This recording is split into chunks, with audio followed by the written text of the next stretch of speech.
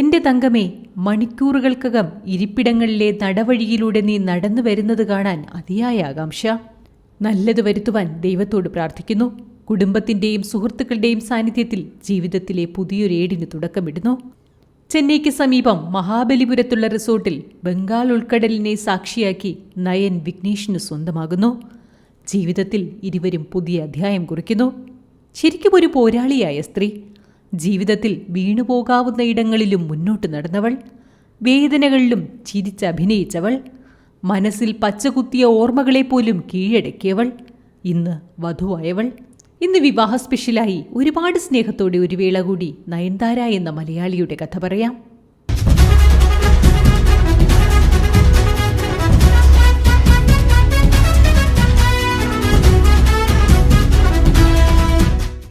ആയിരത്തി 1984 November 18 തിരുവല്ലയിലെ Christian പാരമ്പര്യം പേറുന്ന കൂടിയാട്ട് കുടുംബത്തിൽ കുര്യൻ കൂടിയാട്ടിന്റെയും ഒമ്മന കുര്യന്റെയും മകളായാണ് ഡയാന മറിയം കുര്യന്റെ ജനനം. നയൻതാര എന്നത് സ്റ്റേജ് നെയിമാണ്. എന്നാൽ വർഷങ്ങൾക്ക് ശേഷം 2011 ചെന്നൈയിലെ ആര്യ സമാജ് ക്ഷേത്രത്തിൽ നിന്നും ഹിന്ദുമതം സ്വീകരിച്ചതോടെ ഡയാന മറിയം കുര്യൻ എന്ന പേരിനോട് എന്നേക്കുമായി അവർ ഗുഡ് ബൈ പറയുകയും നയൻതാര ഔദ്യോഗിക പേരായി മാറ്റുകയും ചെയ്തു. ദുബായിൽ താമസിക്കുന്ന ലെനോ എന്ന സഹോദരൻ കൂടിയുണ്ട് നയൻതാരയ്ക്ക്. അച്ഛൻ ഇന്ത്യൻ എയർഫോഴ്സിലെ ഉദ്യോഗസ്ഥനായിരുന്നു. അതിനാൽ തന്നെ നയന്റെ സ്കൂൾ ജീവിതം ഇന്ത്യയിലുടനീളം സഞ്ചരിച്ചുകൊണ്ടായിരുന്നു എന്ന് വേണം പറയാൻ. ചെന്നൈ, ജാംനഗർ, ദില്ലി, ഗുജറാത്ത് എന്നിവിടങ്ങളിലെ നിരവധി സ്കൂളുകളിൽ അവർ പഠിച്ചു. ഒടുവിൽ അച്ഛൻ റിട്ടയർഡ് ആയതോടെ കുടുംബം കേരളത്തിൽ സ്ഥിരതാമസമാക്കി. അവിടെ പഠനം തുടർന്നു. സ്കൂൾ കാലത്ത് നയൻതാരയ്ക്കൊപ്പം പഠിച്ചിരുന്ന നമ്മുടെ ഒരു പൊതു സുഹൃത്ത് സൗമ്യ ഡയാനയുടെ സ്കൂൾ വിശേഷങ്ങൾ സിൽവർ സ്ക്രീൻ കമന്റ് ബോക്സിൽ തന്നെ പങ്കുവച്ചിരുന്നു. ബുദ്ധിമതിയായ വിദ്യാർത്ഥിയാണ് ഡയാന. ഹിന്ദി ഭാഷയിൽ സമർത്ഥയായിരുന്നു. അധികം സുഹൃത്തുക്കളൊന്നുമില്ലാത്തൊരു പെൺകുട്ടി, സുന്ദരിയായിരുന്നു. അതിനാൽ തന്നെ സ്കൂളിൽ വരുന്നതിന് മുൻപ് അവർ ബ്യൂട്ടി പാർലറിൽ പോയാണ് വരാറുള്ളതെന്ന് തങ്ങൾ പെൺകുട്ടികൾ അടക്കം പറയുമായിരുന്നു എന്ന് സൗമ്യ കുറിച്ചത് ഇവിടെ ഓർക്കട്ടെ. മാർത്തോമ കോളേജിൽ ഇംഗ്ലീഷ് ലിറ്ററേച്ചറിന് പഠിച്ചുകൊണ്ടിരിക്കെ മോഡലിംഗ് രംഗത്തേക്ക് കൂടി അവർ ശ്രദ്ധ പതിപ്പിച്ചു. 2003 ബെസ്റ്റ് മോഡൽ ഇൻ കേരള ഫിനാലയുടെ റണ്ണറപ്പ് ആയിരുന്നു നയൻ. അതോടെ കോളേജിൽ സ്റ്റാർ ആയവർ പിന്നീട് മോഡലിംഗ് പാർട്ട് ടൈം ജോലിയായി ചെയ്യാനും തുടങ്ങി. കൈരളി ടിവിയിൽ ചമയം എന്ന പരിപാടി അവതരിപ്പിച്ചിരുന്ന ഡയാനയെ നമ്മളിൽ ചിലരെങ്കിലും ഇപ്പോഴും ഓർക്കുന്നുണ്ടാകുമല്ലോ. ഒരു മോഡലിംഗ് അസൈൻമെന്റിന്റെ ഭാഗമായാണ് മലയാളത്തിലെ കുടുംബ ചിത്രങ്ങളുടെ സംവിധായകൻ സത്യൻ അന്തിക്കാട് അവരെ കണ്ടെത്തുന്നത് പോലും. അദ്ദേഹത്തിന്റെ മനസ്സിനക്കരെ എന്ന ചിത്രത്തിൽ ഒരു പ്രധാന കഥാപാത്രത്തെ അവതരിപ്പിക്കാൻ ക്ഷണം കിട്ടിയെങ്കിലും CA ആവാൻ കൊതിച്ച നയൻതാര സിനിമ താല്പര്യമില്ലെന്ന് പറഞ്ഞ് 1-2 തവണ അവസരം വേണ്ടെന്ന് വെച്ചതായി കേട്ടിട്ടുണ്ട്. ശേഷം ഒറ്റ തവണത്തേക്കെന്ന തീരുമാനത്തിൽ ആ ചിത്രത്തിലേക്ക് എത്തുകയായിരുന്നത്രേ. അങ്ങനെ അവർ ജയറാമിന്റെ നായികയായി. ആദ്യകാല സിനിമകളിലെ ലേഡി സൂപ്പർ സ്റ്റാർ ഷീലാമ്മയ്ക്കൊപ്പം മനസ്സിനക്കരെ എന്ന ചിത്രം നയൻതാരയുടെ അഭിനയത്തിലേക്കുള്ള തുടക്കമായി. നല്ല വിജയമായിരുന്നു ആ സിനിമ. പ്രേക്ഷക സ്വീകാര്യത നേടിയ നല്ലൊരു കുടുംബ ചിത്രമായി അത് വിലയിരുത്തപ്പെടുന്നു. ചിത്രത്തിന്റെ വൻ വിജയത്തിന് ശേഷം നിരവധി സിനിമകളിൽ മികച്ച ഓഫറുകൾ തുടർന്നും അവളെ തേടിയെത്തി. അങ്ങനെ ചാർട്ടേഡ് അക്കൗണ്ടന്റ് ആവാൻ കൊതിച്ച തിരുവല്ലക്കാരി പെൺകുട്ടിയുടെ നിയോഗം പോലെ സിനിമ കൂടെ കൂടി. പിന്നീട് അവൾ തെന്നിന്ത്യയുടെ ലേഡി സൂപ്പർ സ്റ്റാർ വരെയായി. അതിനും ചരിത്രം സാക്ഷി. മനസ്സിനക്കരയ്ക്ക് ശേഷം ഷാജി കല്ലാസ് ചിത്രമായ നാട്ടുരാജാവ്, ഫാസിലിന്റെ സൈക്കോളജിക്കൽ ത്രില്ലർ വിസ്മയത്തുമ്പത്ത്, ഈ സിനിമകളിൽ മോഹൻലാലിന്റെ കൂടെ അഭിനയിച്ചെങ്കിലും അവ ആവറേജ് ചിത്രങ്ങളായാണ് വിലയിരുത്തപ്പെടുന്നത്. തുടർന്ന് 2005 IAയിലൂടെ തമിഴകത്തേക്ക് അരങ്ങേറ്റം കുറിച്ചു. ആ ചിത്രം സൂപ്പർ ഹിറ്റായി മാറി. നയൻതാരയുടെ പ്രകടനം കയ്യടി നേടി. ശേഷം ചന്ദ്രമുഖി, മണിച്ചിത്രത്താഴ് എന്ന മലയാള ചിത്രത്തിന്റെ തമിഴ് പതിപ്പ്. സംവിധായകൻ P. വാസുവിന്റെ ഭാര്യ മനസ്സിനക്കരയിലെ പ്രകടനം കണ്ട് നയൻതാരയെ ചന്ദ്രമുഖിയിലേക്ക് ശുപാർശ ചെയ്യുകയായിരുന്നു എന്ന് കേട്ടിട്ടുണ്ട്. രജനീകാന്തിന്റെ നായികയായി നയൻതാര തകർത്തഭിനയിച്ച ചിത്രം. 800 ദിവസങ്ങളിലധികം തിയേറ്ററുകളിലോടിയ ഒരേ ഒരു സൗത്ത് ഇന്ത്യൻ സിനിമ എന്ന റെക്കോർഡ് കൂടി ആ ചിത്രത്തിൻ്റെതായുണ്ട്. ആ വർഷം തന്നെ ഗജനി, ശിവകാശി, കൂടാതെ മലയാളത്തിൽ രാപ്പകൽ, തസ്കരവീരൻ എന്നീ ചിത്രങ്ങളിൽ അവർ പ്രധാന വേഷങ്ങളിലെത്തി. മലയാള സിനിമയിലൂടെ വന്നെങ്കിലും അവരുടെ കരിയർ ബ്രേക്കുകൾ തമിഴകത്തായി. താമസിയാതെ വിജയ്, അജിത്, സൂര്യ, മമ്മൂട്ടി, മോഹൻലാൽ, വെങ്കടേഷ്, നാഗാർജുന, പ്രഭാസ് തുടങ്ങി മിക്ക ദക്ഷിണേന്ത്യൻ സൂപ്പർ താരങ്ങളുടെയും സിനിമയിൽ നയൻസ് പ്രത്യക്ഷപ്പെട്ടു. കരിയറിന്റെ തുടക്കത്തിൽ അറിയപ്പെടുന്ന അഭിനേതാക്കൾക്കൊപ്പം ജോഡിയായി വാണിജ്യപരമായ റെക്കോർഡുകളുടെ ഭാഗമായി അവർ വളർന്നു. ശേഷം തമിഴകത്തെ ഏറ്റവും വിലപിടിപ്പുള്ള നായികയായി മാറി. 2006 ലക്ഷ്മി എന്ന ചിത്രത്തിലൂടെ തെലുങ്ക് സിനിമയിലേക്ക് കൂടി അവർ അരങ്ങേറി. വൈവിധ്യമാർന്ന കഥാപാത്രങ്ങൾ തെരഞ്ഞെടുത്തതിലൂടെ നയൻ തന്റെ ഇമേജ് പൊളിച്ചെടുത്താൻ ബോധപൂർവമായ ശ്രമങ്ങൾ നടത്തി. ബില്ലയിലെ നയന്റെ ബിക്കിനി സീനുകൾ വളരെയധികം ചർച്ച ചെയ്യപ്പെട്ടിരുന്നു. ഇന്നത് സാധാരണയാണെങ്കിലും നായികമാരുടെ അത്തരം മേക്ക് ഓവറുകൾ അക്കാലത്ത് അപൂർവതയായിരുന്നു. എന്നാൽ അതൊരു പൊളിച്ചെഴുത്തിന്റെ ഭാഗമായി ചെറിയ കാലം. പിൽക്കാലത്ത് ചെന്നൈ എക്സ്പ്രസിൽ ഷാറൂഖ് ഖാനൊപ്പം ഐറ്റം നമ്പർ ചെയ്യാൻ ആദ്യം തെരഞ്ഞെടുത്തത് നയൻതാരയാണെന്നും അവരത് നിരസിച്ചുവെന്നും കേട്ടിട്ടുണ്ട്. എന്തായാലും ശേഷം നയൻതാരയുടെ ബിഗിലിലെ പ്രകടനം അത് വളരെ ശ്രദ്ധേയമായി വിലയിരുത്തുന്നു.